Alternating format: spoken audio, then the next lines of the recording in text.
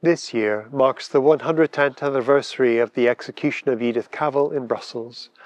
The director of the first professional nursing school in Belgium, Edith chose to remain in Brussels in the midst of the German invasion and occupation rather than seeking safety at home in Norfolk.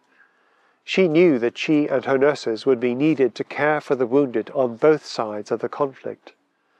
She saw her duty as a humanitarian and a Christian to care for anyone and everyone in need, regardless of whether in the eyes of the world they were her enemies or her friends. That same commitment to care meant that she became caught up in an underground network enabling Allied soldiers caught behind enemy lines to escape to neutral territory. For this she was arrested by the Germans, tried and executed on 12th of October 1915. After the war, her body was brought back here to Norwich Cathedral for burial. On the night before she died, the Anglican chaplain in Brussels, an Irish priest, the Revd Sterling Gahn, visited her in her cell and celebrated Holy Communion with her, a scene captured by Irish artist Brian Whelan as one of the cathedral's series of paintings on the Passion of Edith Cavell. In this intimate scene, the crucified Christ emerges from the raised chalice, showing not only that in Holy Communion Edith and Sterling were participating in Christ's sacrifice on the cross, but also that she was going to follow in the footsteps of Jesus to her own death. Like him, she had chosen to give up her life in order that others might live.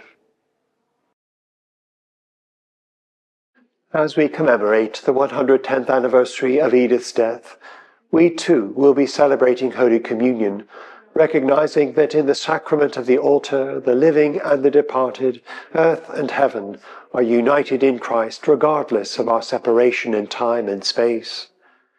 This year, the descendants of Sterling Gahn have generously loaned the cathedral the very same communion set that he used in Edith's prison cell that night, and we will be using those same vessels in our worship here. In this chapel of the Holy Innocents, so reminiscent of a prison cell, worshippers will have the opportunity to drink from the very same chalice that Edith drank from that fateful night, drawing us into an ever closer communion with her. Today, nurses and doctors and other humanitarian workers continue the work that Edith did in the most dangerous and violent places in our world, recognizing the humanity which we all share as they bravely attend to the needs of combatants and civilians alike. May they and we never forget the prophetic words Edith spoke that night after communion. As I stand before God in eternity, I realize that patriotism is not enough. I must have no hatred or bitterness towards anyone. She, knowing herself to be forgiven and redeemed in God's love, extended that love and forgiveness to all people and to those who were about to kill her. May God enable us to follow her example.